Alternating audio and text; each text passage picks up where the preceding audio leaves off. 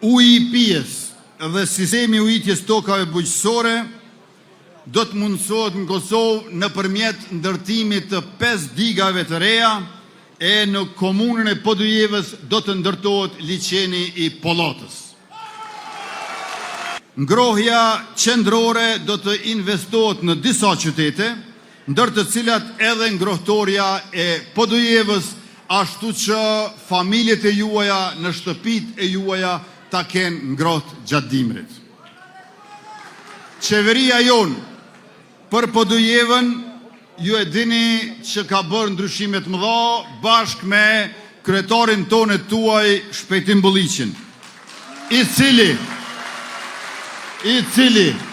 e ka gjetë Podujevën me veç një qerdhe për fëmijë.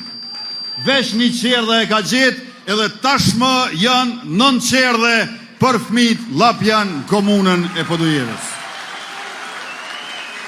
E në mandatin tjetër, që është zotuar, para se ka fituar, Shpejtim Bulliqi edhe 14 qerdhe treja në komunën e Podujevës, që do të ndërtohen bashkë me qeverinë e Republikës për ta dëshmuar për kushtimin tonë për edukimin e më të vegjëlve. Në shëndetësi,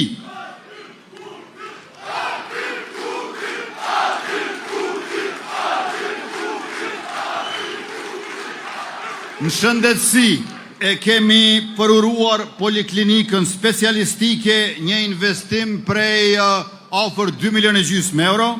Poliklinika i ofron 15 shërbime specialistike në fusha ndryshme, në shumë prej tyre më parë është dashur që të udhtoni për Prishtinë, e ju e dini tash se sa i kollajshëm është bërë udhtimi për Prishtinë.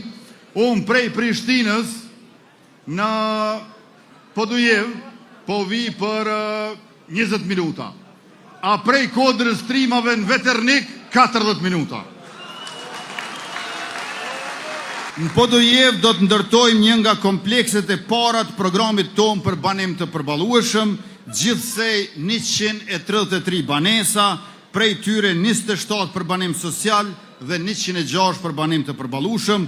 Projekti kushton rreth 13,5 milionë euro, gur themelin e kemi vendosur bashkë me kryetarin Bulliqi në maj si vjet. E ndonë se unë po vi prej Kodrës Trimave në Podujevë për 20 minuta, rrugën Prishtinë-Podujevë kanë mbetur edhe pak punë për të kryer në Nyjet dhe në Ura.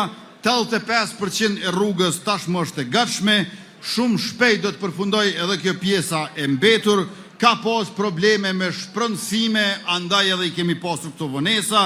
Është e vërtet që ndërtimi i kësaj rruge ka zgjatur, por po ashtu është e vërtet që kjo rrugë po bëhet dhe do të përfundohet.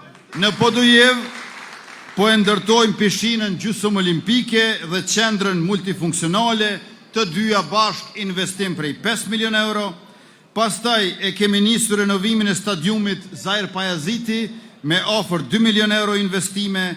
Do ta ketë tribunën e re të lindjes, ulse shtesë, pastaj tribuna të mbuluara dhe ndriçim të fushës për ndeshjet kur zhvillohen ato mbrëmje, kështu që klubit futbollistik Llapi do të ketë kushte shumë më të mira, moderne për fitoret e reja që do t'i korrë.